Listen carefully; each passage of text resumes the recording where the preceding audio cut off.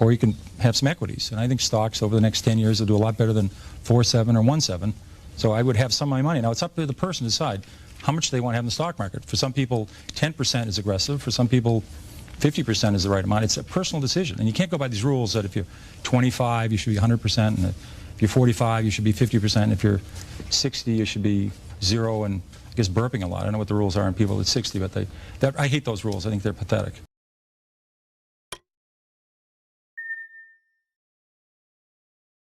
Now let's go over and meet tonight's special guest, Peter Lynch. Peter, welcome. Hello, great. Happy to have you in my new environment. Fantastic. Peter Lynch is an authentic Hall of Fame investor. Under his management from May 1977 to May 1990, the Fidelity Magellan Fund was the best performing mutual fund in the world. Since then, he has stayed active as a writer, teacher, and philanthropist, while also serving as vice chairman of Fidelity Management and Research. Peter, many viewers want to know whether this market is totally different, whether your old view that people should find, buy, and hold good stocks is no longer applicable. What do you think? I think the same rules applied 50 years ago, applied 5 years ago, apply 20 years from now. First of all, you have to know what you own, whether it's a fund or a stock, and you have to have a reason for it. And you ought to be able to explain to an 11-year-old in 2 minutes or less why you own this. And this sucker's going up is not a good reason. I've tried that one. Doesn't work. Speak to the question of trust, which Marty just expressed considerable concern about it. I did at the opening. What do you think it's going to take to repair it? Time. I think this is really terrible this week, what you mentioned about WorldCom and Anderson. I mean, these are real problems, but you just have to have faith. I mean, we've had this before. I think it's going to take time to heal. This is very serious. What do you think the antidote is to make sure we get rid of these abuses?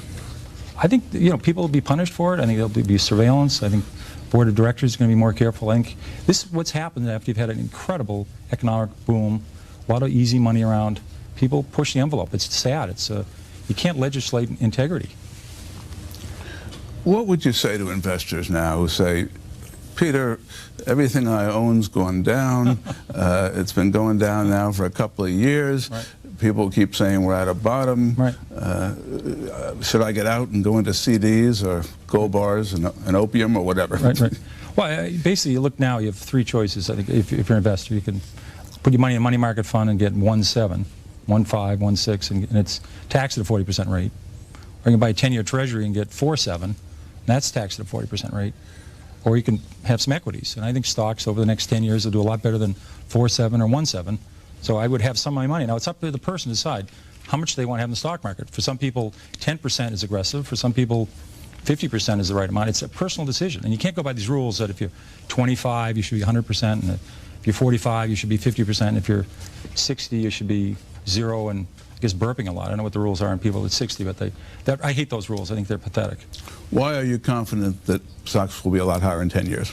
Well, they're not lottery tickets. I mean, when you own a stock, it's a share of a company, and I think companies are going to make a lot more money in 10 years, a lot more money in 20 years, and that's why they go up. That's the only reason. Some companies don't do well. Xerox is making a lot less money than they did 30 years ago. It's a lot less. But more companies are earning a lot more money than they were, and that's why stocks go up. Corporate profits have gone up 40-fold since World War II. Stock market's up 40-fold. It's 25 years since you started running Magellan. You had been director of research for Fidelity. You'd been with them since, I guess, '69. What are the most conspicuous mistakes you've seen investors make? Well, I think not looking at the balance sheet, and this is a mistake I've made. If you look at, if you look at a person's balance sheet, you look to see what the assets they own, their houses, if they own a house, if they own a car, what debt they have, and take that away. That's what your net worth is. You should do that with a company. And I've seen investors look at companies that made, let's say, looking at 2 companies, they're very depressed. They're each at $4 a share. But one company's, and they're each losing a couple $1 million a quarter. One company has $100 million in cash and no debt, and one company has no cash and $100 million in debt. They're about to blow taps on the second company. So and you could do this. If you get through 8th grade math and you get anywhere near 8 and 8 equals 16, you can do this. Look at a company's financial position. It's impossible to go bankrupt if you don't have any debt. I mean, you get the Irving G. Thalberg Lifetime Achievement Award. I think they're bad management. I mean, how could you do that? When you were actively managing money, you presumably were under the same pressures as other fund managers to show performance results. Right. Did that incline you to sell too quickly sometimes? Well, I think my greatest mistakes were, I mean, it's funny, on a stock, all you can lose is 100%. I've done that. But your great mistakes is selling a good company, and then it doubles, then it triples, and it quadruples, because you make a lot of mistakes, and so those ones that go up tenfold, I call them the 10 baggers. So some of my mistakes are just saying, oh my God, this stock is too high, and I was wrong. And you had to figure out, what inning am I in this baseball game? I sold Toys R Us way too early. It went up 20-fold after I sold. I did the same thing at Home Depot. Those are probably my two greatest mistakes I ever made. When should you sell? Well, you ought to find out why you bought a stock. If you're saying if it's a cyclical company and they're doing poorly, and they're doing awful, you wait till things are getting better, and they're doing terrific, and then you sell it. But with a growth company, you have to say, Walmart's case, 10 years after they went public, you could have bought the stock and made 500 times your money. Because they still are only in 15% of the United States. And they could say, why can't they go to 17? Why can't they go to 19? Why can't they go to 23? So for the next 4 decades, they went around the country. So you have to say to yourself, in this stock, I have a 10-year story, a 20-year story. You ought to be able to write that down and follow that. That's what I do with the company. And that's your decision. That's how you sell it. We have a novel element for many investors today in the trust issue. Yes. We also have security problems that we didn't traditionally have in America. Have they changed the way you pick and believe in stocks? No, you still buy a company, and you buy a company to grow. And if it's a textile company or it's an electronics company or a software company, you better understand what they do. And if they do well, the stock will do well, no matter what happens to the market. If the Dow Jones today was 1,000 or 500, you would have made a lot of money in McDonald's. You would have made a lot of money in Johnson & Johnson. You would have made a lot of money in Gillette. These companies' earnings have gone up a lot the last 30 years. And if the market was 50,000, you would have lost money in Burlington Industries. I recommended that in 1969. I think it's gone from 34 to 2 with no stock splits, because the earnings have been terrible. Well, your modesty actually makes an important point, which is people with the best batting averages in the world don't bat 1,000. Yeah. I sometimes get angry mail, particularly during bear markets, saying so-and-so recommended such and such and it went down. Yeah. Well, how often did you come up with a clinker? Well, this is a funny business. You don't have to be right even 5 times out of 10. If the times you're right, you make a double and triple. It offsets all those times you lose 20 or 30%. So when you buy a stock, you ought to say to yourself, how much can I lose and how much can I make? And you ought to be able to make a lot. Stocks are risky. I mean, look at how much we lost in AT&T. Look how much we lost in Xerox. These were quality companies. You know, you can lose a lot in a stock. So you got to say to yourself, how much can I make? Because I want to buy a stock, if I'm right, I'm going to make a double or triple. Does your own confidence ever get shaken? Every day I think the market's going to go up. You know? I keep calling a lot of my companies, so I keep calling the companies. You once said to me that you spent all your time looking at companies, analyzing them as businesses, and you didn't spend a lot of time worrying about the economy. Do you have a view on the economy now? Well, I look at the economy. I look historically at the economy. I don't look at the future. I mean, that's weather forecasting. I look at the economy backwards, see what's happening. And the economy looks very good to me right now. The housing market looks terrific. I mean, the auto market looks good. The consumer looks good. There's a lot of good elements to it. And if this is, we've had 9 recessions since World War II, and they've averaged usually about a 2% decline in the workforce. You know, it's terrible. There's about 1.5 million people have lost their jobs in this decline, but that would only be about a 1% decline in the workforce. So far, this has been a mild recession. It has been mild in technology. It has been mild in telecom. It has been mild for, you know, if the company's making fiber optics. But it's been a normal recession, and I would never bet against the American economy. It's powerful. You were never a big fan of the technology group, are you now? I've actually started looking. I'm a little early on these things. I started looking at in January and February, and I've been researching the companies.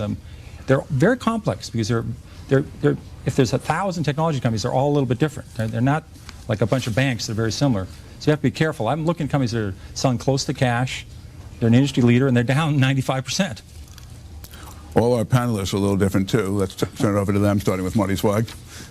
Well, let's talk about a little different market. First, we had a bubble here in NASDAQ. It collapsed. It went down about as much as the Japanese market did. The economy is iffy. Some people are comparing our situation now to Japan, God forbid, 10 years ago. What do you think? Well, I think that's a very interesting correlation. I mean, the Japanese market and economy has been incredibly weak. They've had a 12-year recession. But there you had a real problem with the banking system. You basically had, let's say, average building, a commercial building went from 50 million to 500 million. A bank then made a 110% loan against it, a $550 million loan. Then the building went back to 50, and they're stuck with a $450 million loan. And the government never cut taxes. It actually raised taxes. I mean, they did everything wrong, and the companies didn't cut costs. So they just sort of sat there, hoped things would get better. Our companies act fast. They start cutting costs real quickly. And our government is, fortunately, this is rare in our history. We went into this recession running a surplus, first time ever. The system's supposed to be, in our country, we should run surpluses in the good times, and then in the bad times we run deficits. Well, guess what? It's working. Right. They didn't have that in Japan. And Japan now, it's wasted 12 years. I don't think it has all, this doesn't look to me at all like Japan. We're starting to get better already. Peter, Lou asked you a question about sort of the typical investor mistakes. And when you started in the business, I know the average investor held mutual funds for 16, 17 years, and now it's down to less than 2 years. Right. Do you think that's one of the problems? Have time horizons gotten too short? Well, I think also what they have to say, what do I want?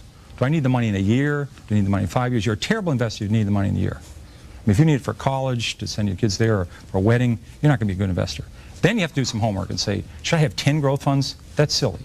You say, what do I want? I want 2 or 3 growth funds. What's my mix that I like? And you want to say is aggressive. You know, some people aggressive is 50%. So I would say people, and some people might want to have foreign funds. It's like a menu at a restaurant. They should look it over and decide what they like, and then stay with it. And if one group does well for 2 or 3 years, the next bunch of money they add to, maybe they should add to the group that's underperforming. Over time, different categories work out to be about the same. So you get whipsawed. If you're all in one area, it does poorly for 3 years, you say, get me out of that, and you go into some other area, and that does badly for 3 years. You could be in it forever and never make money. Peter, does this market remind you of any that you've been through before? I would say the 90 bear market is very similar in many ways. I mean, just to think Saddam Hussein takes over Kuwait. You know, we sent 500,000 troops to Saudi Arabia. All the people are saying it's going to be Iraq's the 3rd largest army in the world. It's going to be another Vietnam. We had a recession. We had all these banks in trouble. Right now our banks are in terrific shape, which is a major positive. So that was a very scary environment. And we had defaults. I mean, it was an ugly environment. Everybody was afraid. So I think that was a very similar market. And I think 81, 82 was ugly too. We had a 20% prime rate, double-digit inflation, double-digit unemployment. So those are scary markets. And then top it all off, the 73, 74 market, as you remember, the Nifty 50, we had that. We had it in technology stocks. So we had 95% declines. And, so we've combined 3 markets into one special case. It's been very fast. We have less than a minute left. Those who are less sanguine about the economy than you've just expressed often cite the recent declines in the dollar and the shift from surplus to deficit as negatives. You seem to indicate that they're positives. Why? Well, I think the government running a deficit is terrific. That's the way it should work. I mean, when they were running a $200 billion surplus, which they were taking $200 billion out of the economy. Now the government's running a $100 billion deficit. It's pumping $100 billion in. It's a cushion. So you don't see a double-dip recession coming? I don't know. I can't predict the future. That's a healthy thing to have buffers in the economy. We've had 9 recessions in World War II. We've got out every one of them. The system works. If you could give one sentence of advice to scared investors right now, what would it be? I think you ought to see some kids. Hire an 8-year-old, hire a 6-year-old. Just watch them. They don't know who Alan Greenspan is. They know about the shape of the yield curve. They're optimistic about the future. We'll be fine for the next 30, 40 years. Let's hope you're right, Peter. Courage and persistence, they've worked in the past. There we do have to stop with thanks to Peter Lynch and our panelists. Next week, we'll look into what's really ahead for the U.S. economy with the renowned financial wizard who his peers consider the guy most likely to know, Ed Hyman, who for an incredible 22 years running has been voted the single best economist in Wall Street. When he talks, big money listens. Meanwhile, this has been Louis Rukas's Wall Street. Good night.